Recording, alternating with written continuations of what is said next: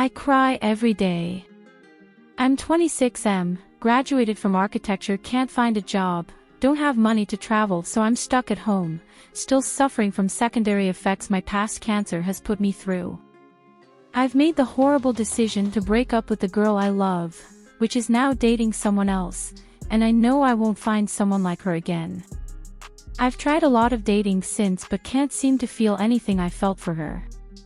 I feel left out of my group of friends, don't know who to talk to about this, don't want to scare away the friends I have left, and can't talk to my family about it since both my parents and my sister are also depressed and I can't put that pressure on them. I feel really alone and I cry every day. I'm so tired of everything and don't feel motivated about my future. Everything seems useless to me and I feel so sad all the time. Story 2. I hate my family, I hate myself, and I fucking feel trapped and I want to just disappear and don't exist anymore. I am about to fail my university exams and I have no one to blame but myself that I never got any freedom in my life. My whole life was controlled by my brother, my dad, and my mom, that I did whatever they wanted. They never asked me what I want to do, what I want to pursue, that I never had any choice. I never had any control over my life. They fucking think I am a fucking child and wants to babysit me. Why the fuck they don't understand I can take my own decisions. Maybe I take wrong ones, but I at least will learn from them and gain some real-world experience. I thought I would start a new life in college in a new city with freedom, but guess what, they had some other ideas. They fucking made me stay with a relative in the state my college was in. I literally had to travel more than 3 hours daily just to reach the college, and guess what, that's not it. They still fucking think I am in a school, they check my grades, they check my attendance. They force me to go to college every day irrespective, even if my time gets wasted there. They are just fucking clueless, dick. Who to blame? I blame myself too sometimes that I put myself in this situation. How to tell them that I have to repeat another year and I just failed. They always gave me threats that if you don't study well, we are not gonna fund your studies and you will be on your own. Now IDEC WTF will happen, but I just want to get in better place and just disappear from these people's life forever. I just want a new life, where noon knows me, noon judges me, noon treats me like a child, where I am allowed to make mistakes. What will happen with me in a few days? I don't have any friends left, I can't share it to anyone, so I just decided to cry on internet. Story 3. I am lesbian and my husband is gay. I'm still with my girlfriend and he's still dating his boyfriend. I, 29F, am married to my husband, 30F, for 2 years. Here, in the country I'm from, you're expected to be married and have kids by the time you hit your mid-20s. I've considered myself lesbian for as long as I can remember. I've only ever admired women on television until I was 18. Then I went to Europe for my degree and that's when I slept with a woman for the first time. In the 5 years I was in Europe, I've dated girls, although it wasn't anything serious. I felt validated and seen. I came back when I was 26, I was supposed to. I went there on a student loan. From then, my family started pestering me to get married. They started bringing home arranged marriage proposals. I couldn't come out to them. They are very homophobic. Not a day goes in my house without my parents or relatives talking something bad about my cousin, 35M, who came out when he was in high school. I would sometimes try to join the conversation and side with my cousin, trying to explain it's not wrong and how sexuality works. But I was always responded with, he's a sinner, he ruined our bloodline, and how he, cold-heartedly, dismissed all his mom's and dad's sacrifices. Around this time, I started visiting a bakery regularly and the waitress, 27F, wasn't shy about openly flirting with me. We started dating in secret. She came out but kept it low for my sake. She got kicked out from her house. Her parents were homophobic, but we still kept hanging out a lot. We weren't recognized as a couple in public cause apparently, we didn't look lesbian, both of us being quite feminine, wearing skirts and having no tattoos, as her friend liked to call it. Then in one of the dates arranged by my family I met my now husband, let's call him Ivor. On my third date with him, I wasn't feeling very calm, I looked like could burst any second. I was frustrated with my family. I ranted all of this to Ivor in anger and asked him and his family to fuck off while leaving. After a few hours, I realized how I messed up and was damn sure I was gonna be disowned by my family, like they did to my cousin. That's when Ivor asks to meet me and confesses that he's gay and has a boyfriend. He's under similar pressure by his family too. My girlfriend, Ivor and his boyfriend went on a double date. None of us had the resources to shift to another country without our family's help. My girlfriend, although she came out to her family, being kicked out did a toll on her and she wasn't ready for any more judgmental glances. We decided that I and Ivor would get married. And so will my girlfriend and Ivor's boyfriend, to each other. Our parents helped and encouraged us to get a house in a nearby city. Ivor's boyfriend had a stable job and he moved in together with my girlfriend in the same apartment as me and Ivor, just one flat away. Now, I'm married to Ivor on papers. But we are not involved sexually with each other. He spends most of his time at work and in the other flat with his boyfriend while my girlfriend is in this flat with me most of the time. None of us under our family's pressure anymore. But since the last few weeks, my parents have been asking us to give them a grandchild. And now we are in dilemma. We didn't think this through. We just wanted to be with our partners without our parents pestering us, and it was consented by both parties on the other side too. This is so messed up. I feel very guilty. Only if I had the courage to come out when I was young. Only if I wasn't afraid to be ditched by my family who wouldn't accept me like I was. Only if this country wasn't so damn homophobic. Only if I had a better paying job. I can't live my entire life like this and I realized that too late. I'm a coward. I shouldn't have done anything I did in the last few years. I made some very bad decisions and I can't even breathe properly with the lump forming in my throat. If you're thinking about getting into truck driving and you're a woman, don't. If you're thinking about getting into truck driving, don't. Especially if you're a female and you're black. I'm 22F, 5 feet 0 inches tall. I've been driving for a little over a year and a half, and the amount of blatant racism and disrespect I deal with every day is overwhelming. And it's something I wouldn't wish on anyone.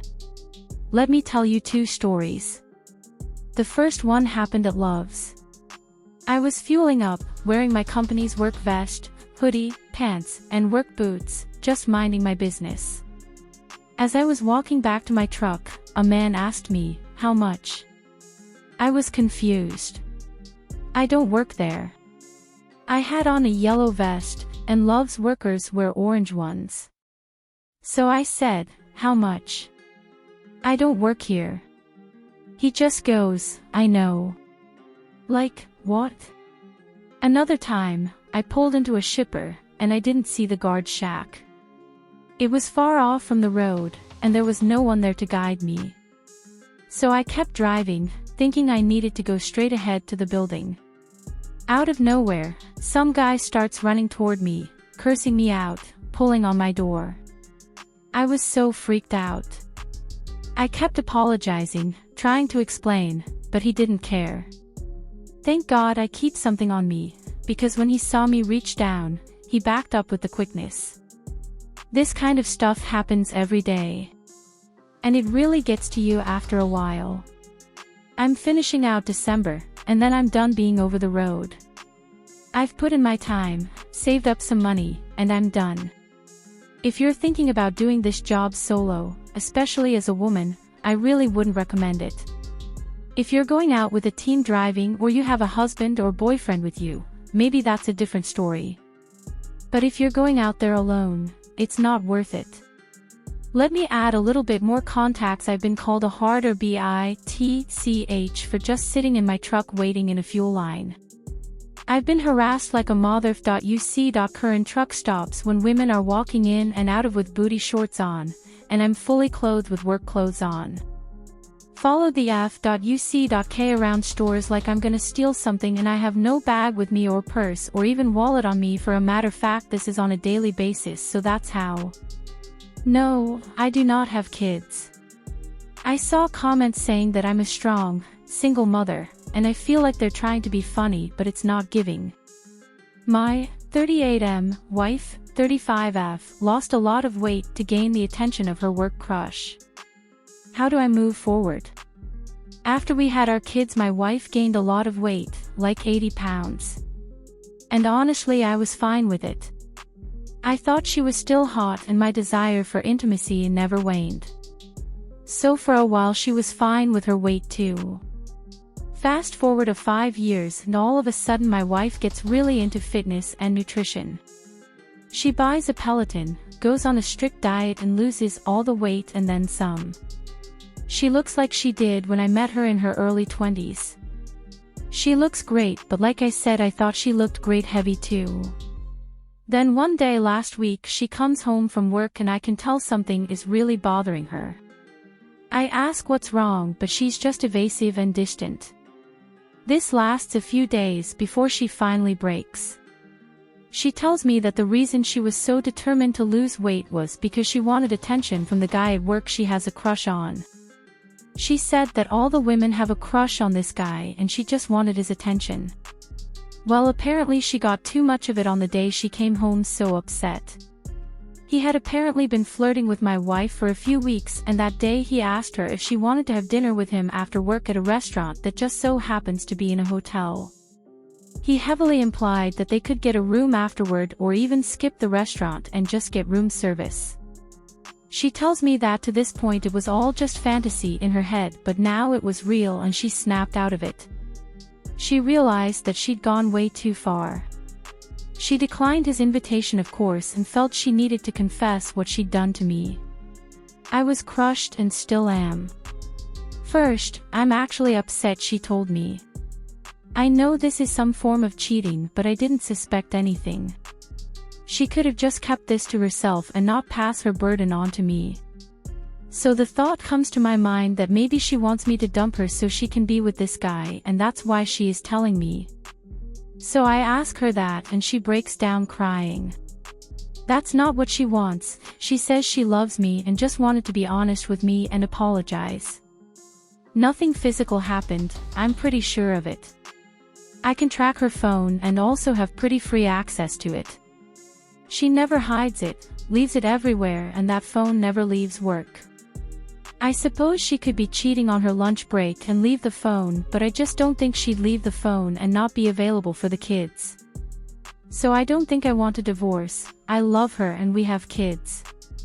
But it's just eating at me that she did all the work she did to be attractive for another man. I don't know where to go or even what to ask of her. I just need some advice. I told my disabled brother that he should just die. The guilt is still lingering on me. I had a brother who is suffering from cerebral palsy. He is bedridden for all of his life and can't form sentences, and because of this I had to put my childhood on hold and took most of my free time assisting my parents in taking care of him. When I wanted to play outside with the other kids, my parents wouldn't allow me since it would be just a waste of time and I should just be focusing on my school and taking care of my brother. It has been like that for most of my childhood until I reached my senior year of high school. It got to a point where I was exhausted when I wanted to bond outside with my cousins in a party, but as my mother said in the last minute, I need to take care of my brother because she needs to bond with her relatives and friends. I felt so trapped because I can't talk back to her as she would do all the guilt tripping, and me as a child can't handle that. So I just went into the room with my brother and just took care of him. At that point, I just started to cry and thinking, when would this end? I looked at my brother and just ranted to him, about him. Things like, I wouldn't be in this place because of you. You're the one who takes all of the attention and money from our parents. And the worst is, I wish you would just die right now. I don't love my life because of you. I said it all in front of his face, knowing he can't talk back to me. After a week or two, he died, and the last thing I ever said to him is wishing he would die. It's now over 5 years after his death, and the guilt is still creeping in inside me. I truly loved him, I really do. My emotions were just all over the place and I don't know when this guilt will ever go away. My wife admitted to poking holes in my condoms. This is a given, but thank you for taking the time to read and respond to the ramblings of my current situation. From giving me advice, to telling me to suck it up, thank you. I'm 100% going to couples therapy with P, and for myself. She's doing better, not as stressed out as she was before. No, I'm not throwing P out of the house while she is 5 months pregnant. She's still being a recluse in our room, making me have to do her usual responsibilities. I was able to have a nice outing with my little girls. We saw Moana 2 LOL. I guess I'm just here to say that I'm doing fine, and we'll be getting professionals to help us through this. The simple matter of fact is that P betrayed me, but I still love her so much. Some people were telling me to DNA test my children, but there has been no signs of any affairs. I don't think I could even handle that kind of news if it were true. Even if we do end up getting divorced, I will never tell our family about what P did. She's still the mother of my children and I don't want my family to think less of her. Same goes for my daughters. I don't want them to think they are the product of something like that, and I especially don't want them to think that I resent them. That's all I guess. On my 27F fiancé's 29M, mom gave me abortion pills as a Christmas present. I feel like I figured some things out. The link above is my previous post as it's locked now, and I want to thank everyone for their input and support. It means a lot. Genuinely. To start off, I didn't talk to any friends or family. I know the situation best and I try to view it from everyone's perspective. To start off, I want to add background to everything so everyone can understand a bit better where I'm coming from. My partner is from a wealthy background and I am middle class. However, my family has gone through periods when our electricity would be cut, my father doing any job to get vegetables, fruits and bread. I remember this vividly and am crying and typing, so don't mind my spelling or whatever, while my partner has had everything on a silver platter and had seen the world by the time I had traveled further than neighboring countries. I do remember at the beginning, when I met him, I mentioned an experience of staying at a hostel. He had no idea what that was and I had to explain, and he was like, oh, so like when you go with a school. Yeah. Anyway, I have traveled a lot staying at hostels and truly loved it, especially when I traveled alone. Met so many amazing people, late night deep conversations, and at a point I was even convinced I had met my soulmate. On that note, the soulmate person, I dreamt of him last night again. I woke up before I got to speak to him again.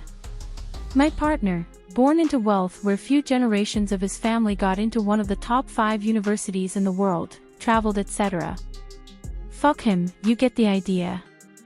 I decided to do something manipulative. I know it is, probably even illegal. But I had to in order to get him open up. I told him I saw a cool hack on TikTok for a whiskey glass where you freeze water in the glass while it is tilted and it freezes so you don't have to add ice. Whatever, you get the idea. So I told him to try it out, but my main goal was to get him talkative and open up to me. And no, he didn't talk to his mother, but once again, fuck her, this is between us. I asked him if it's good that way and he said yes, to which I replied I wish I could try it but I can't drink alcohol now, and he just laughed.